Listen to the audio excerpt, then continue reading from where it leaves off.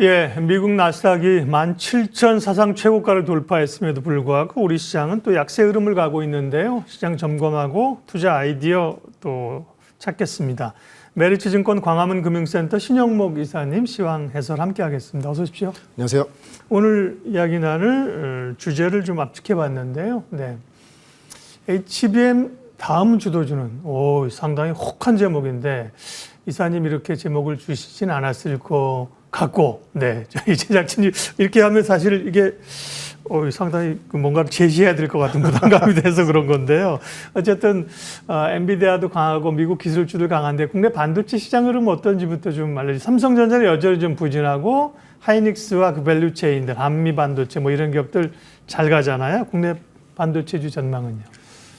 HBM 다음 주도주 다들 궁금해하실 텐데 사실 뭐 기존에 우리가 아는 종목들인 것 같고요. 네네. 근데 지금 미국과 우리나라에서 나오는 이런 AI 반도체 관련된 현상 중에 가장 첫 번째는 대장주만 간다죠. 엔비디아 가고 국내 기업들에서는 한미 반도체가 가는 거고. 근데 지금 한미 반도체가 다시 또 신고가가 나오는 가장 큰 이유는 삼성에서 어떻게 됐건 간에 지금까지 전략적으로 가져오던 HBM에 관련된 어떤 전략을 수정할 가능성이 높다. 왜냐하면 반도체 부분장이 바뀌었다는 것 자체가 굉장히 이례적이지 않습니까? 네. 그러면 HBM을 생산하는 거에 대한 어떤 이제 정책이 좀 바뀔 수 있다는 가장 큰 시장의 기대감이 있고, 그래서 이제 그 반도체 부분장이 바뀐 이후부터 한미 반도체 주가가 그때부터 좀 기대감으로 올라가고 있거든요. 왜냐하면 결국은 TC 본딩이나 이런 쪽도 모색할 가능성이 있어 보인다. 예, 맞습니다. 예.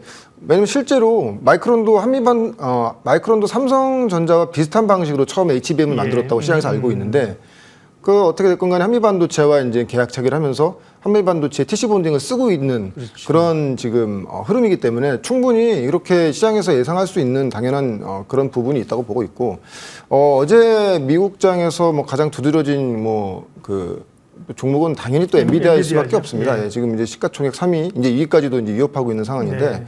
가장 큰 건 이제 일론 머스크의 어떤 발언이 되게 컸죠. 예, 자기 또 투자를 해야 되고 한 7, 8조의 어떤 투자금을 얻었는데 AI 반도체 또 이제 AI 반도체를 한 10만 개 정도를 사겠다고 얘기를 했고요. 그만큼 이 기존 시장뿐만 아니라 신규 플레이어들이 들어왔을 때 엔비디아의 칩을 살 수밖에 없는 그런 흐름이 될 수밖에 없는 것이고, 근데 단순히 이게 큰 이슈이기 때문에 이걸로 인해서 엔비디아의 주가가 반등했다기보다도 그 또 최근에 나온 그 뉴스, 어제 뉴스 중에 또 주요한 뉴스가 엔비디아가 퀄컴과 손을 잡고 PC와 모바일 쪽에 CPU 시장에 진출하겠다는 내용도 있었거든요. 예. 결론적으로는 계속 말씀드리지만 이제 B2C를 준비하는 것이죠. 기존까지는 B2B 시장에서 엔비디아가 확실하게 입지를 다져왔다고 하면은 이제 B2C도 들어가겠다는 거고, 그래서 최근에 이제 모건 스탠리에서 나온 보고서에 의하면은 이제 이 AI 반도체 관련돼서 온디바이스, 그러니까 AI 모바일이라든지 AI PC가 나오는 그런 시점을 올해는 전체 시장이 한 2%부터 이제 시작이 돼서 내년과 내후년에 한 20% 정도까지 이 AI 관련된 PC 시장이 성장을 하고 28년까지는 한 80에서 90%까지 이제 시장 점유율을 가져간다. 그러니까 모든 PC가 앞으로 AI 이제 관련된 PC로 바뀐다는 것이죠. 그렇기 그렇죠. 때문에 2% 시장에서 향후 증가되는 것이지 않습니까? 그러니까 B2C 시장은 올해부터가 시작이라는 게 저는 좀 굉장히 좀 중요한 그런 요점이라고 보고 있고, 그래서 HBM은 HBM 나름대로의 그러니까 HBM이 새로운 주도주라기보다도 전체적인 큰 흐름에서 AI 반도체 시장 내에서 계속 순환매되는 이런 와중에서 앞으로 성장할 섹터들의 종목들을 지금부터, 사실 그런 종목들이 지금 막 움직이진 않지만 지금부터 준비해야 되는 그런 좀 전략이 필요하다고 보고 있습니다. 네. 반도체 시장의 트렌드를 계속 이제 B2B에서 B2C로의 확산을 얘기를 하고 계신 거고요. 예. 이 코는 또 신영목 이사님의 히든밸류를 발굴하잖아요. 오늘 소개해 주실 기업 종목은 그럼 어디입니까? 네. 그래서 가장 제가 이제 최근에도 그 PCB 시장, 그러니까 PCB 쪽을 주목해서 봐야 된다는 가장 큰 이유가 이스페타시스라든지 BH 같은 종목들 최근에 많이 올라왔지만 레거시 섹터의 어떤 PCB 시장도 올해 하반기부터 분명히 좋아진다는 것이 이제 주요 관점이고요. 그렇게 된다고 하면은 그 PCB 시장에서 장비를 공급하고 있는 국내 유일한 업체인 태성이 좀 더 향후에도 하반기에도 주목을 받을 수 있다고 이전에 생각하고 있습니다. 한번 말씀해 주셨던 기업이죠? 작년에 한 제가 시가총액 기준으로 했을 때 한 600억대 좀 처음에 말씀드렸던 것 같고 1,500억 하는 것 같은데. 맞습니다. 지금? 예. 네. 일단은 태성 관련돼서 태성은 제가 이제 지난주 월요일에 이제 탐방을 다녀왔기 네, 때문에 네. 그 업데이트 해드리는 차원에서 말씀드리자면 일단 핵심 포인트는 두 가지로 보시면 될 것 같아요. 네. 첫 번째는 실적. 왜냐하면 1분기에 사상 최대 실적이 나왔거든요. 근데 그게 이제 매출액 기준으로 했을 때 한 180억에 한 24억 정도 영업이익이 나왔는데 뭐 이게 이것뿐이 안 돼 이렇게 하실 수 있는데 예, 예. 지금 전방에 있는 업체들은 상당히 1분기에서 2분기까지 실적이 안 좋음에도 불구하고 이미 선제적인 투자가 되고 있기 때문에 태성의 실적이 지금 상당히 좀 좋아지겠다고 말씀드릴 수 있겠고 근데 이게 일시적인 현상이 아니고 지금 회사에 확인해 보니까 이건 일시적인 게 아니고 기조적이라고 말씀하시더라고요. 그래서 2분기에도 아마 1분기와 비슷하거나 1분기보다 더 좋은 수준으로 갈 수 있을 것 같고 전체적인 올해 실적은 22년도가 태성이 사상 최대 실적이었습니다. 한 매출액 기준으로 했을 때 한 610억 정도가 나왔는데 지금 수주잔고 기준으로 했을 때는 앞으로 남은 기간 동안에 한 50억에서 한 60억 정도만 더 수주를 받으면 22년도 실적을 뛰어넘는다고 하더라고요.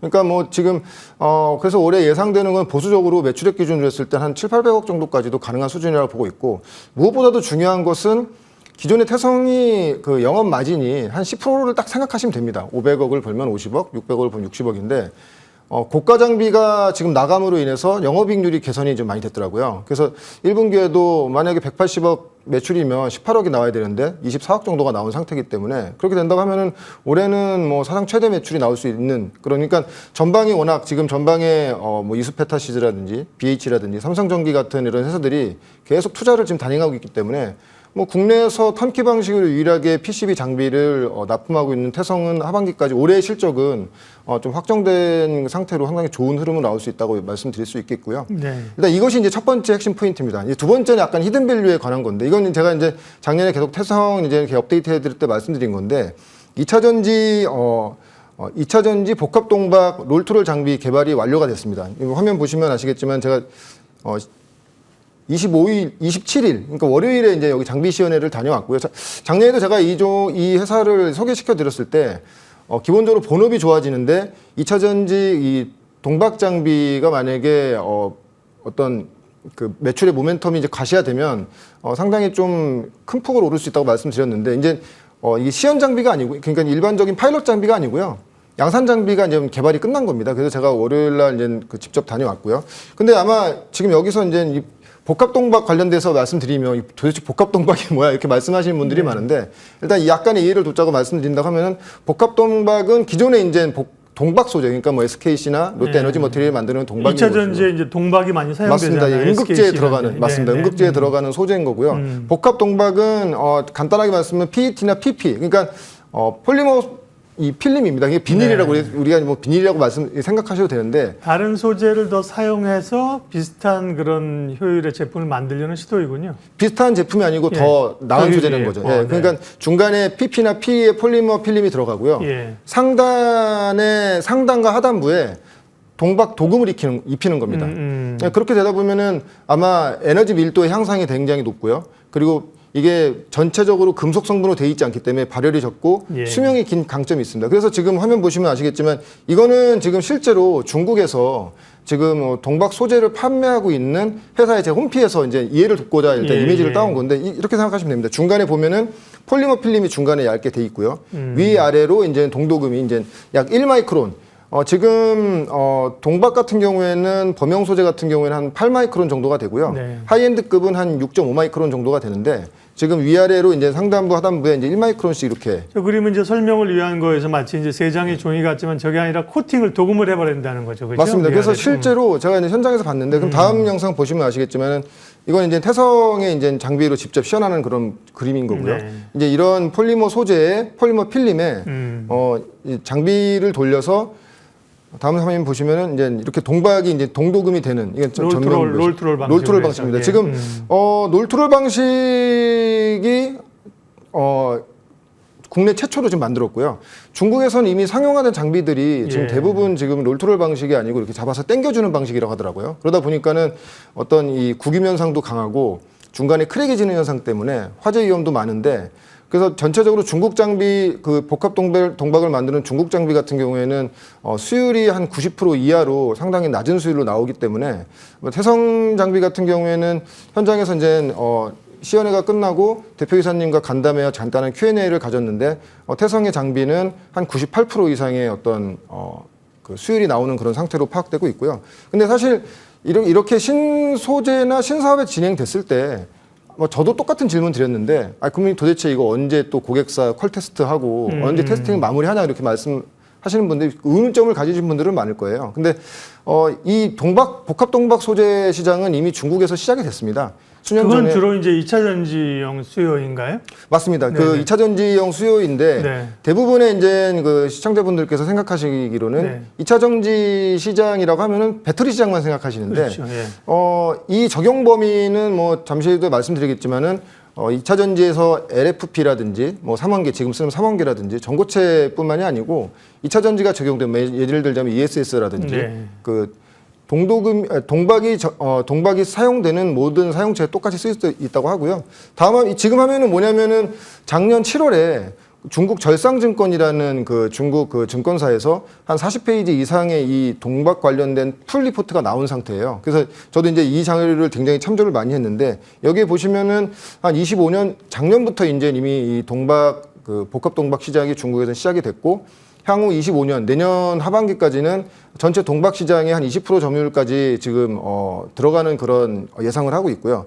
특히 동박 소재가 복합 동박으로 바뀜으로 인해서 가장 중요한 것은 뭐냐면은 원자재 값이 굉장히 줄어든다는 것입니다. 왜냐하면 지금 아시겠지만 동박이지 않습니까? 그게 구리 네. 소재인데, 지금 아시겠지만 구리가 굉장히 연일 사상 최고치를 가고 있기 때문에 원자재에 대한 어떤 그 변동성이 배터리 원가에 작용할 가능성이 많은데, 이 간담회 때 이제 대표이사님한테 질문하니까, 그러면 이게 위와 아래에 1마이크론씩 그 도포라는 방식이기 때문에 그럼 원가 절감이 얼마나 되냐고 말씀드리니까 한 50% 이상의 구리가 원가가 절감될 수 있다고 말씀을 해주셨고요. 근데 이 리포트에도 보면은, 중국 절상증권에 나온 이 리포트에도 보면은 50%에서 75%까지 원가 절감의 효과가 있다고 지금 나와 있는 상태입니다.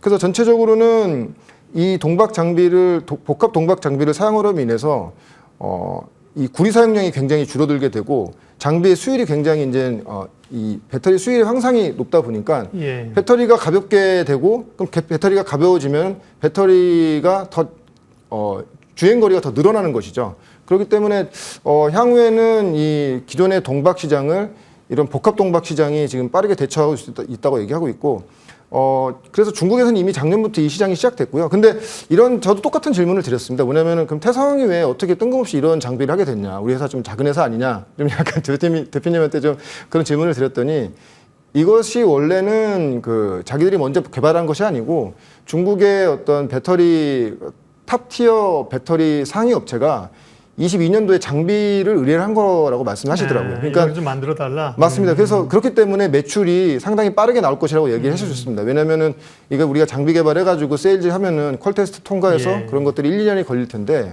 이거는 장비를 의뢰받은 것이기 때문에 뭐 빠른 시일 내에 계약건이 나올 수 있다고 말씀해 주셨고요. 그래서 네.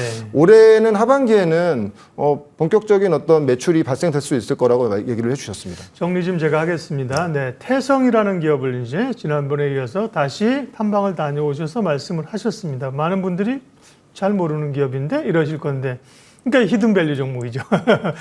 시총도 한 1,500이니까 사실은 사이즈가 그렇게 큰 건 아니에요. 맞습니다. 기존에 이제 PCB 주로 장비 쪽을 하고 있다가 지금 말씀하신 그 동박의 도금 장비는 2차 전지나 ESS 쪽으로 가는 거고요. 맞습니다. 그러면 아마 작년인가에 말씀하신 게, 제가 기억이 좀 잘못되면 수정해 주시고, 한 3,000원대 제 기억으로는 알고 있는데 지금 5,960원, 그렇게 보면 꽤 많이 올랐거든요.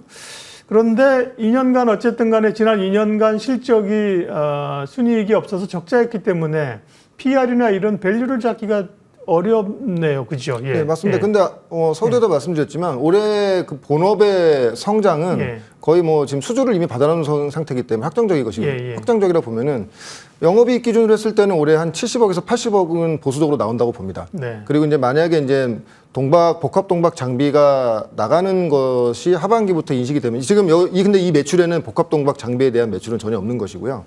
한 70억에서 80억 정도로 본다고 하면은 어떻게 된 것 간에 이게 굉장히 큰 모멘텀이잖아요. 그럼 우리가 이제 성장성을 줘서 한 30배 정도를 준다고 하면은 제 생각에는 한 20배를 준다고 하면은 지금 정도가 이제 적정 그렇죠. 주가인 것이고요. 네. 한 30배 정도를 준다고 하면은 한 시가총액 2천억 정도 흐름까지는 좀 나올 수 있지 않겠는가 예상해 봅니다. 그래서 목표가를 8,000원으로 잡으셨습니다. 예. 순저가는 4,500원. 아마 목표가라고 하는 건 지금 말씀하신 시총의 밸류를 추정해서 잡으신 걸로 항상 주가보다 시총을 보는 게 더 덩어리를 보는 게 기업을 볼 때는 훨씬 더 중요하다니까요. 예. 오늘 시황 해설 시장 반도체 이야기하고요. 또 태성이라는 기업을 분석했습니다. 메리츠증권 신영목 이사님 함께했습니다. 고맙습니다. 고맙습니다.